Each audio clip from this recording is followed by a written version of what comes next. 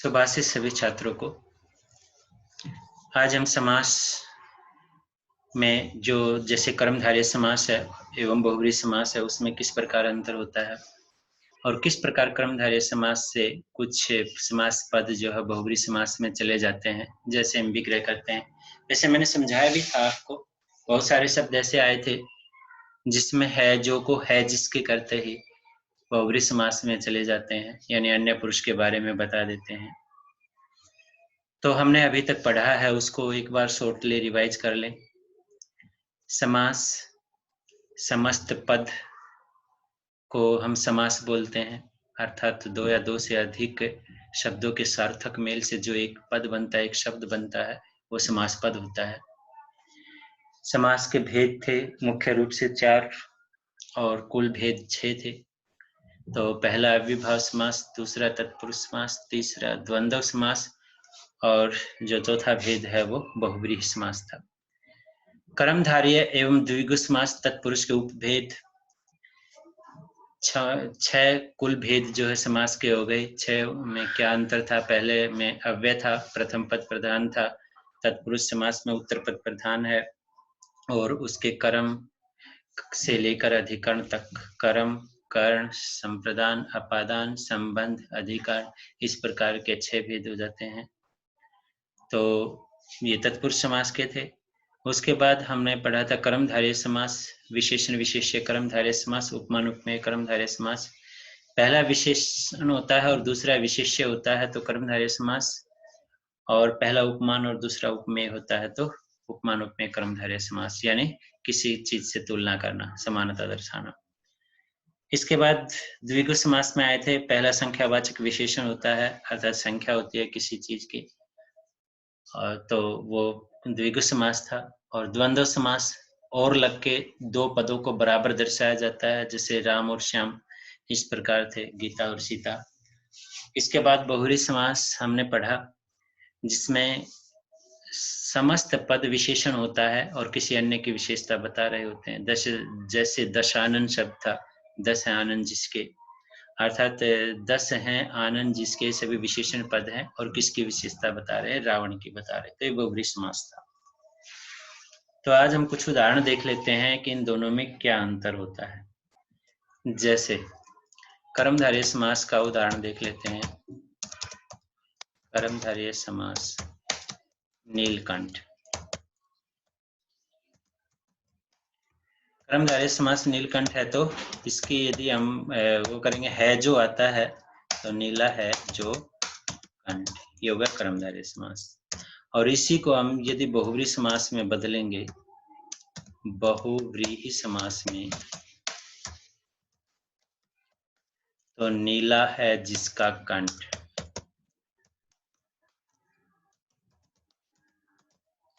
किसका कंठ नीला है?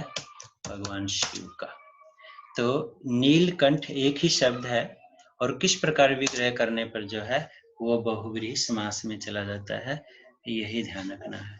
अब कुछ शब्द और हैं जो कर्मधारय समास में आए और वो जो है बहुब्रीहि समास में चले गए, अब हमने वो देखना है। जैसे समास पद है पीताम्बर। पीताम्बर, ये पीत है जो अंबर, पीला है जो वस्त्र, ये कौन सा हो गया? कर्मधारय समास में। और इसी के यदि हम बहुब्रीहि समास का बनाते हैं तो पीत है जिसका अंबर, जिसके वस्त्र पीले हैं। कौन है? भगवान विष्णु, श्री कृष्ण आदि। और उदाहरण देख लेते हैं। श्वेतांबर। सभी कर्मधारय समास के पद बहुब्रीहि में नहीं जा सकते। कुछ उदाहरण, समास के कुछ उदाहरण ऐसे हैं जो कर्मधारय समास और बहुब्रीहि समास दोनों में समान रूप से पाए जाते हैं। यही पद जो है कर्मधारय समास में भी मिलते हैं और यही पद जो है बहुब्रीहि समास में भी मिलते हैं। श्वेत है जो अंबर, श्वेत है, श्वेत का सफेद, जो अंबर। यदि वस्त्र की विशेषता बताई है तो ये क्या है? कर्मधारय है। और किसी अन्य की बता दी, श्वेत है जिसके अंबर, श्वेत है जिसके अंबर का अर्थ वस्त्र आकाश नहीं है, श्वेत है जिसके अंबर यानी सरस्वती।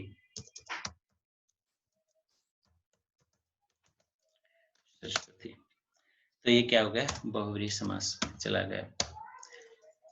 चरण कमल,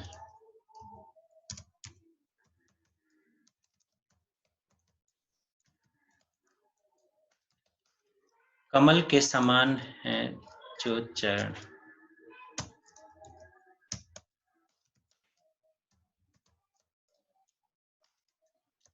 कमल के समान चरण।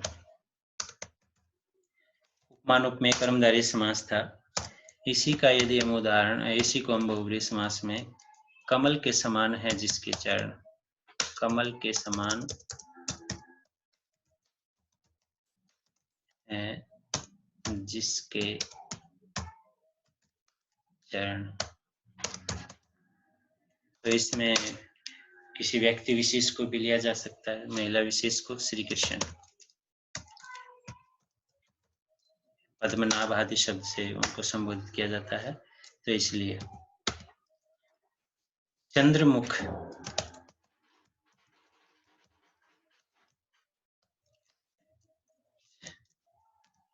चंद्रमा के समान मुख,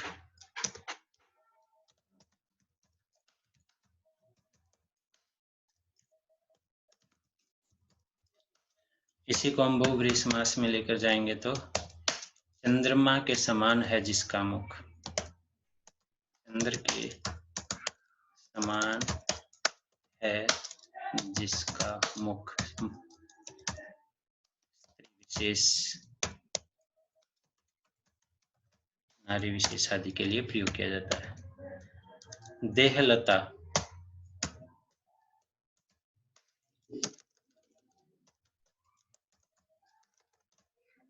देहलता, देह लता के समान देह,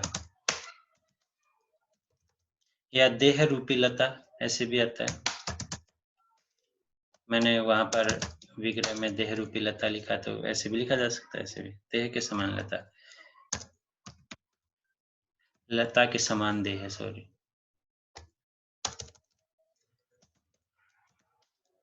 लता बेल को बोलते हैं। लता के समान है जिसकी देह, विशेष।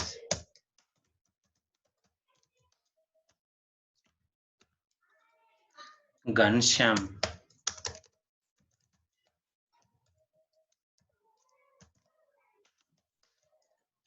घन होता है बादल,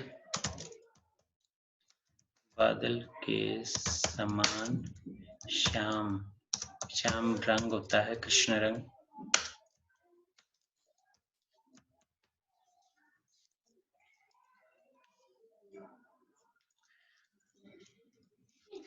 बादल के समान है जिसका रंग या वर्ण,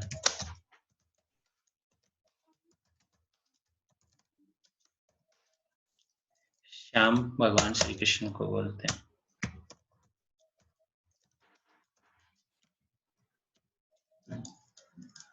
कमलमुखी,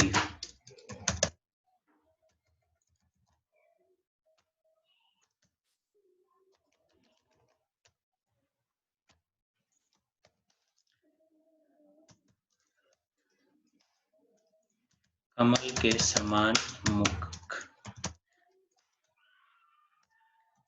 कमलमुखी, कमल के समान है जिसका मुख, कमलमुखी, स्त्री विशेष।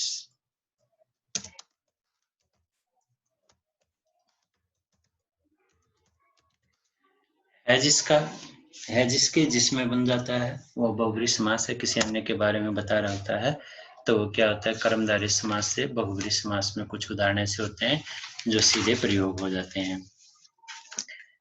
एक और है द्विगु समास और बहुव्रीहि समास में अंतर। कुछ शब्द द्विगु समास के होते हैं जो बहुव्रीहि समास में परिवर्तित हो जाते हैं। कुछ पद ऐसे होते हैं जो द्विगु और बहुव्रीहि में समान रूप से प्रयोग होते हैं। बहुव्रीहि समास में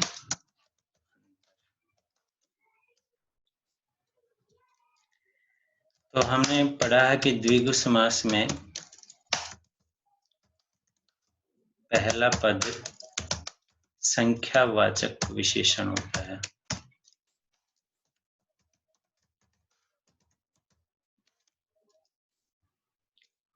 जबकि बहुव्रीहि समास में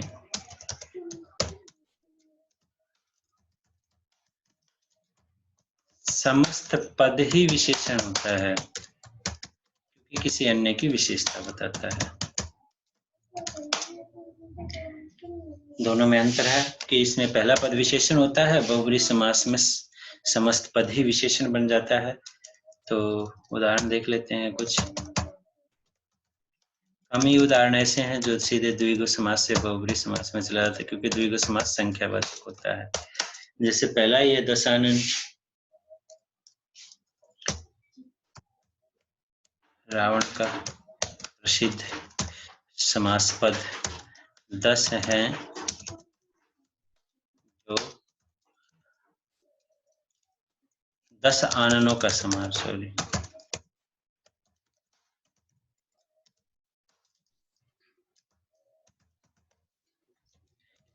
द्विगु समास हो गया।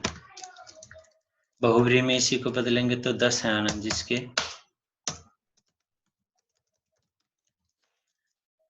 आनंद मीन्स मुख, चेहरे, किसके हैं? रावण के। चतुर्भुज,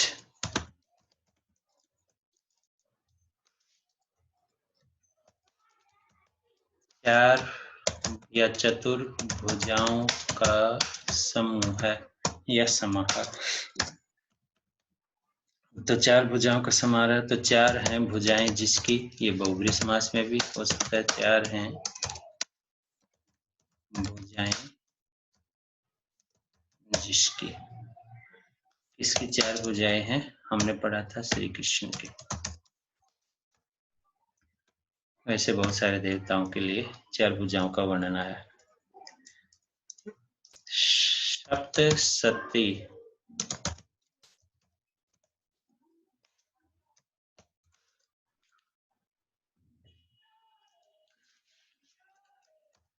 सात सौ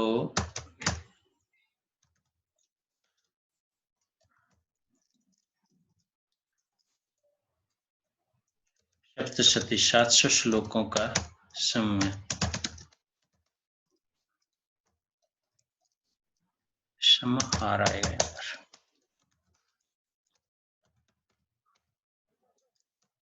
सात सौ श्लोक हैं जिसके या जिसमें, 700 श्लोक हैं जिसमें दो हैं, एक तो दुर्गा सप्तशती है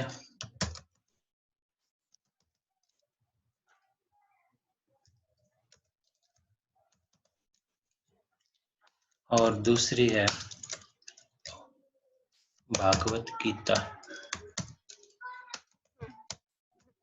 दोनों में ही 700 श्लोक हैं, दोनों ही सप्तशती। वैसे सप्तशती नाम से दुर्गा सप्तशती ज्यादा प्रसिद्ध है।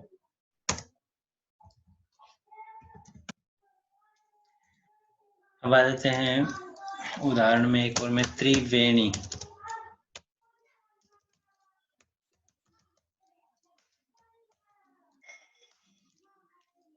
तीन वेणियों का समूह है।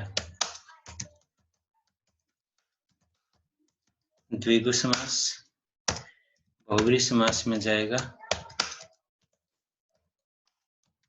तीन हैं वेणियां जिसकी, चोटी होता है वेणी। तीन है वेणियां जिसकी, पर्वतीय स्थल भी है और तीन प्रकार के पेड़ भी होते हैं, बरगद,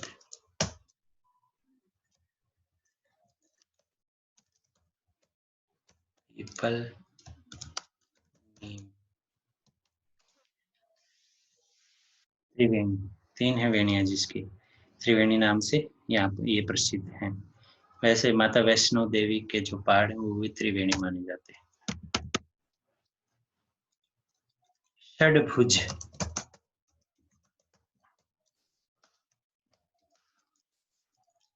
षट भुजाओं का, षड मीन्स 6,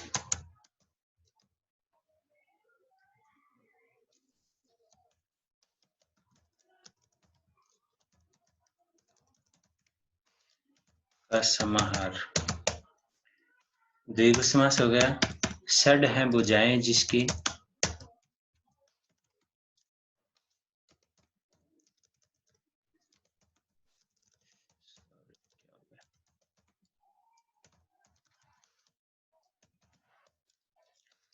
जिसकी 6 भुजाएं हैं जिसकी, वो षडभुज हो गया। यानी 6 भुजाएं हैं जिसकी, ये देवता विशेष या षटकोण जो होते हैं उसके हो जाएगा। अष्ट सिद्धि,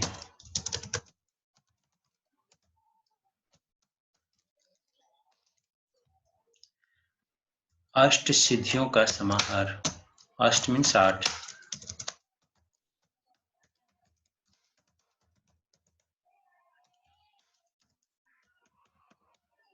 8 हैं सिद्धियां जिसकी,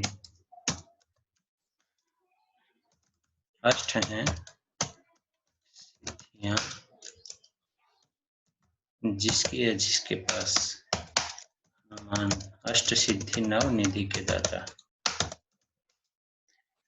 अष्ट सिद्धियां, वैसे देवताओं को सभी को 8 की 8 सिद्धियां प्राप्त होती थी, लेकिन हनुमान के लिए ज्यादातर प्रयोग किए जाते हैं। ये ऐसे शब्द थे जो कर्मधारय से बहुव्रीहि समास में चले जाते हैं, और जो दोनों में समान रूप से, और द्विगु समास से बहुव्रीहि समास में दोनों में समान रूप से प्रयोग होते हैं। बस विग्रह करने पर ही समास बदल जाता है। तो अष्ट सिद्धि आ जाए तो 8 सिद्धि, 8 सिद्धियों का, अष्ट सिद्धियों का समार, इसको हम द्विगु समास ऐसे लिख सकते हैं। ये कहा जाए कि अष्ट सिद्धि का विग्रह करके समास का नाम बताइए, तो विग्रह करके समास का नाम बताना इसलिए होता है क्योंकि विग्रह करने के बाद ही हम समास का नाम बता सकते हैं।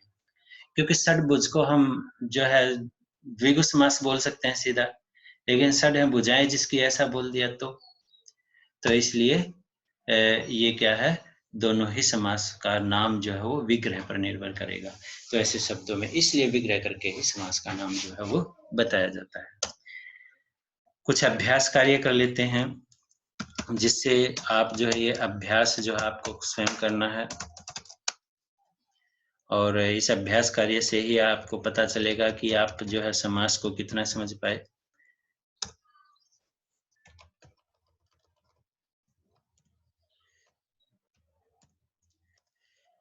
निम्नलिखित समास पदों का विग्रह करके समास का नाम बताइए। पेपर में ऐसे ही पूछा जाता है। निम्नलिखित समास पदों का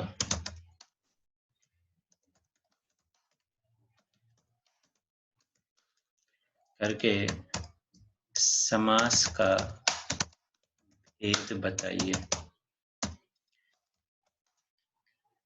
कुछ समास पद दिए जाते हैं आपको, उनका विग्रह करके जो है आपको समास का भेद बताना है। यह आपके लिए अभ्यास कार्य है, तो वो लिख देते हैं, उनका आपको भेद बताना है। जैसे दिनों दिन, एक जैसे ही शब्द किस समास में होते हैं आप सबको पता है। जैसे बारंबार, दिनों दिन, रातों रात, ये शब्द प्रयोग होते हैं। विद्यालय, दिनों दिन, दिन ही दिन में, तो अविभाव समास है। विद्यालय, विद्या के लिए, आलय के लिए, तत्पुरुष का कौन सा भेद है, कारक के अनुसार पहचान करनी है। चक्रधर, चक्र को धारण करने वाला, ये आपको पता है। कर्मवीर, कर्म में वीर, में पर, तत्पुरुष का कौन सा भेद है देखना है।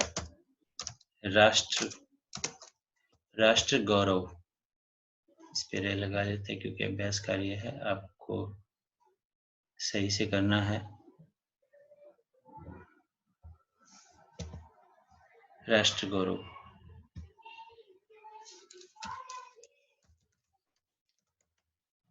राष्ट्र मीन्स देश, देश का गौरव। काके की, उसके अनुसार आपको जो है लगा लेना है। इसका कौन सा भेद है तत्पुरुष का? रेखांकित, रेखा से या रेखा द्वारा अंकित, चिन्हित। से या द्वारा का प्रयोग किस में होता है वो ध्यान रखना है। पंचामृत, 5 अमृतों का समाहार। पंचामृत, समाहार किस में प्रयोग होता है ये ध्यान रखना है। भव सागर, भव रूपी सागर, संसार रूपी सागर। रूपी या के समान किस में प्रयोग होता है वो ध्यान रखना है। उपमान उपमेय। धर्माधर्म,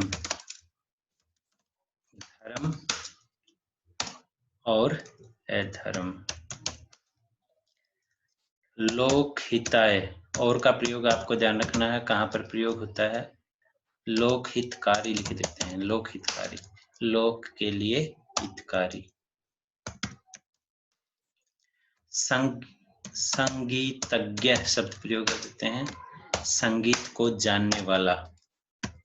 को का प्रयोग कौन से समास तत्पुरुष का कौन सा भेद है वो देख लेना। परोक्ष,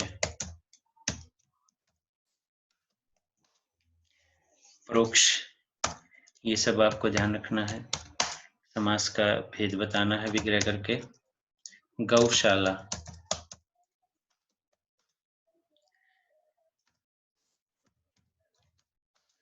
पाप मुक्त।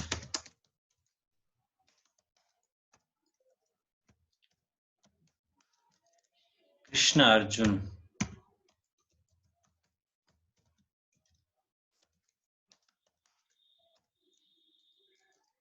राजसभा,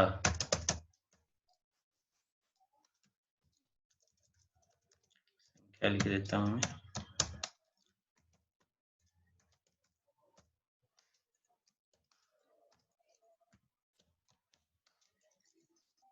चौमासा,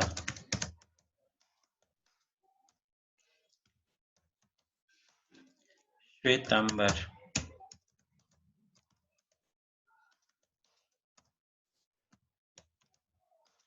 षडानन,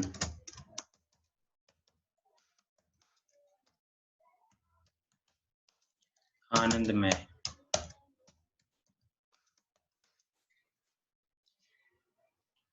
ये है।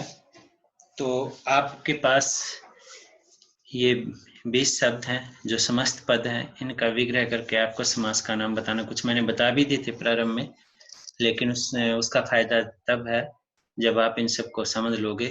और इन सब के कोई बड़ी बात नहीं है, उन्हीं से उदाहरण लिए हैं, तो उनको आपको समझ कर पहले आप विग्रह करके समास का नाम रफली देखो, लिख कर फिर उसको चेक करो कि आपने जो किया है वो सही किया है कि नहीं किया है, और इसको साफ साफ आपको कॉपी में उतारना है।